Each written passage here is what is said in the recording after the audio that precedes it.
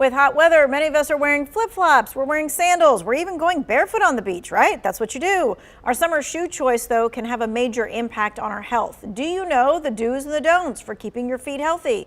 Well, here to answer those questions and more is Dr. Matthew Wagoner with Cone Health Triad Foot and Ankle Center. Okay, so let's just kind of talk about this. First and foremost, I know a lot of people are thinking to themselves, what do you mean I'm not supposed to walk on the beach without shoes? Absolutely. So one of the biggest things we see a lot in the summertime is people coming in, they're at the lake, they're at the beach. I know it's nice, your toes in the sand and the water.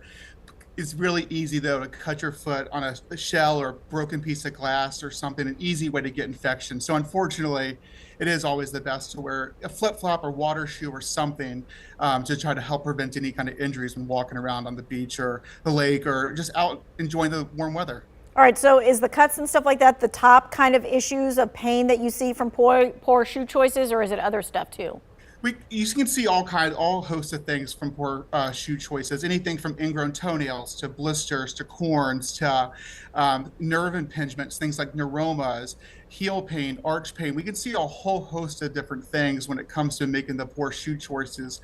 And I think it's really important to make sure that you're picking the right shoe for your activity, whether it's hiking, you're at the amusement park, you're at the pool, you're just taking a walk with your family. It's really important because all those activities may require very different shoe choices. Okay, and some you think may be just like common sense, but that's not always true because some people grew up in different parts of the world and whatever else. So to help prevent these things from happening, let's go over the recommended shoe options for common summer activities. So hiking, that shoe should be? So hiking, it just depends. It depends on what your activity is going to be. Are you going to be in wet weather, walking over rivers? Is it going to be raining? Is it going to be hot? If it's if you're going to be in the water, you need to make sure you're wearing a shoe that's waterproof, that's more aligned to avoid any moisture inside the shoes. If it's really hot outside, more of a softer material that's more breathable to help prevent the moisture as well. Making sure the fit is really appropriate. You need a shoe that's nice and supportive and that's giving the support that you need. But you also need to make sure in hiking shoes that you have enough wiggle room at the end of your shoes. Imagine going down a hill, you're carrying a backpack, your toes are constantly jamming inside. You need to make sure that you have that wiggle room to avoid any pressure on that. And then also too, the cuff going above the ankle if you need to. If you are prone to having ankle sprains or any instability in your ankle or twisting those uneven surfaces, bringing that shoe above the ankle can help prevent that the twisting motions and give you more stability and more support. And also a shoe for hiking that's more stiff in the sole to avoid walking on rocks or roots or anything like that. You need to have that protection when it comes to hiking shoes. So it depends on which type of hiking you're doing and what the weather's going to be. Okay. And that plays an important role in picking your shoe. Gotcha. Okay. Now, something that a lot of people are going to be doing, they're going to be doing sightseeing. They're going to be doing amusement parks. So lots of concrete or asphalt that they're walking on. What is the best kind of shoe for that? So that's going to be more of a traditional athletic lace-up sneaker, a shoe that fits your foot structure. So not all shoes are created equal, and it depends on, do you have a high arch, a low arch, but make sure you're getting fitted for the appropriate shoe that provides the support that you need. So going on, trying on the shoe, making sure the shoes are broken in before you start going on around the amusement park or going on the walks with your family. So trying to make sure you're being fitted for the proper shoe and that you're wearing the right shoe for your foot structure is very important. Okay, grew up in Florida, this is something I would see all the time. You're riding a bike, you're wearing flip-flops, or you just go barefoot?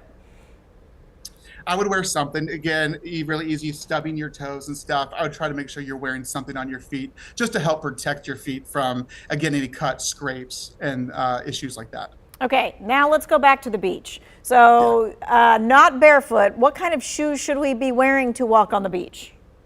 So I think a flip-flop, a sandal, something to protect your foot. I know you're not going to wear a sneaker on the beach and stuff. So something that's lightweight, breathable, that's giving you the protection that you need.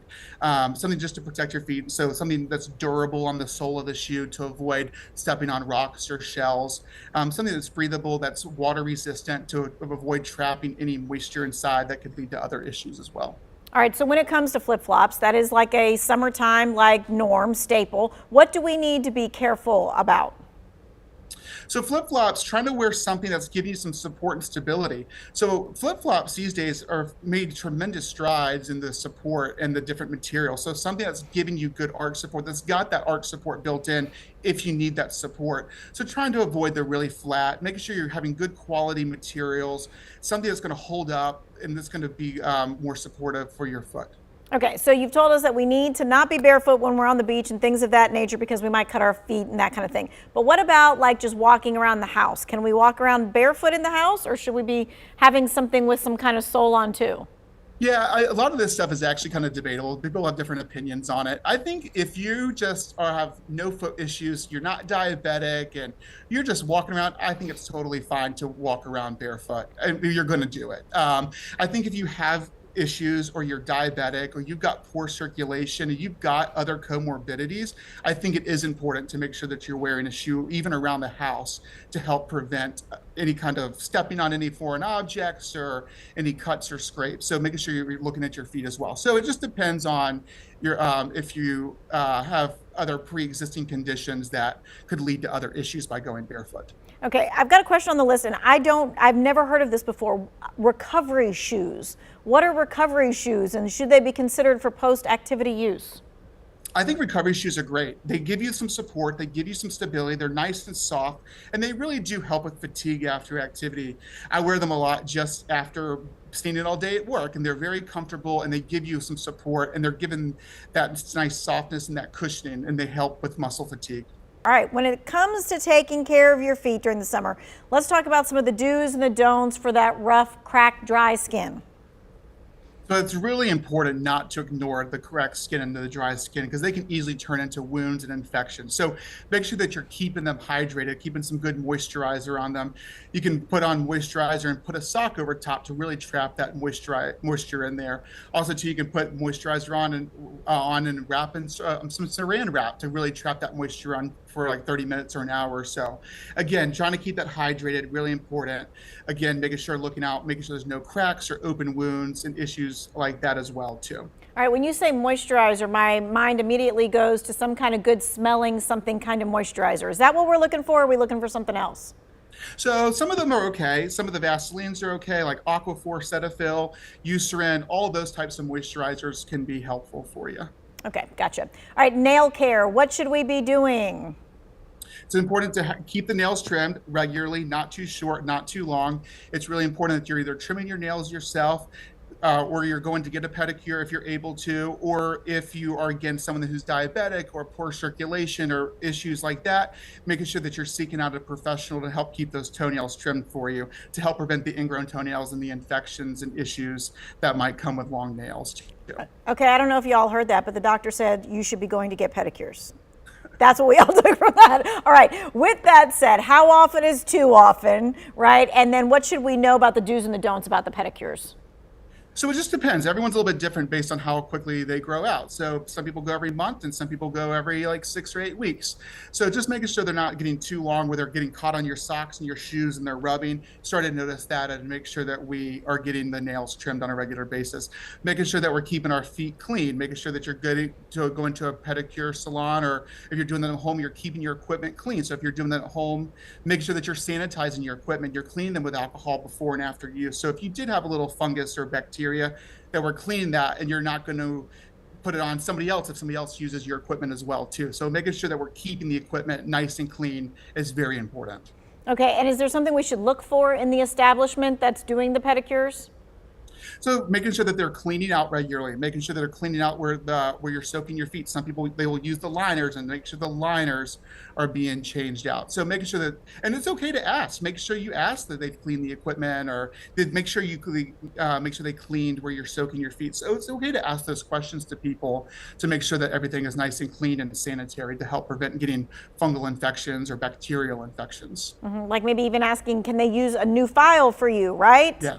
Absolutely. And I have some patients that will get pedicures and they bring their own equipment with them to make sure that everything is clean and safe. Okay, let's talk about just foot hygiene, kind of like 101, like how to prevent sweaty feet or keep feet dry so that you prevent any kind of fungus.